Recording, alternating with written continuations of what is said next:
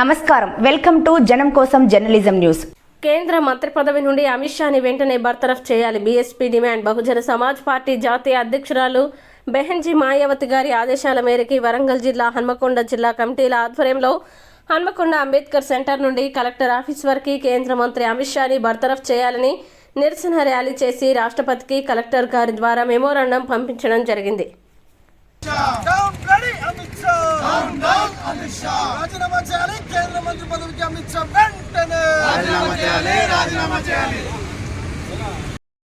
Parliament సాక్షిగా రాజ్యసభలో మన కేంద్ర మంత్రి హోంశాఖ మంత్రి అమిత్ షా గారు డాక్టర్ బాబాసాహెబ్ అంబేద్కర్ గారిని అవమానిస్తూ అంబేద్కర్ అంటే ఏమొస్తుంది, దేవుని తలుచుకుంటే మీరు ఏడు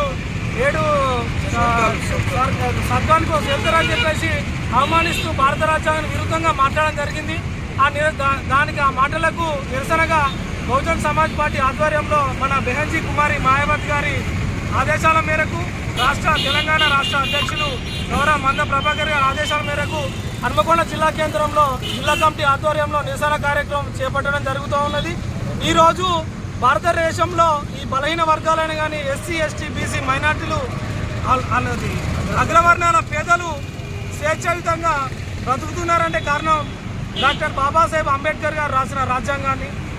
ఆ రాజ్యాంగాన్ని తిరిగి హక్కులైతే రాజ్యాంగంతో వచ్చిన హక్కులను తిరిగి తీసేయాలని చెప్పేసి మన బీజేపీ ప్రభుత్వం ప్రయత్నం చేస్తూ ఉన్నది. బీజేపీ ప్రభుత్వం 2014 నుండి అధికారంలో వచ్చినప్పటి నుండి అనంత్ కుమార్ రెడ్డి గారు అయినటువంటి వాళ్ళైనా కానీ రవిశంకర్ ప్రసాద్ గారు కానీ ఇప్పటికి కూడా చాలామంది భారత రాజ్యాంగాన్ని మార్చాలని చెప్పేసి ఎన్నో వ్యాఖ్యలు చేశారు. ఇవన్నీ దృష్టిలో పెట్టుకొని ఇక్కడైనా ఈ భారతదేశ ప్రజలు సిద్ధంగా మేల్కోవాల్సిన అవసరం ఉన్నది. పార్లమెంటుకు ఎన్నుకోబడే రాజ్యాంగ పిత అయినటువంటి రాజ్యాంగ నిర్మాత డాక్టర్ బాబాసాహెబ్ అంబేద్కర్ గారిని అవమానపరుస్తూ పార్లమెంటు సాక్షిగా మాట్లాడడం ఇది భారత రాజ్యాంగానికే విరుద్ధం.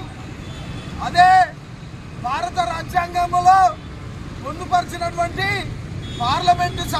పార్లమెంటుకు ఎన్నుకోబడి అంబేద్కర్ గారికి వ్యతిరేకంగా మాట్లాడము కేంద్ర మంత్రి అమిత్ షా ఇది శోచనీయం.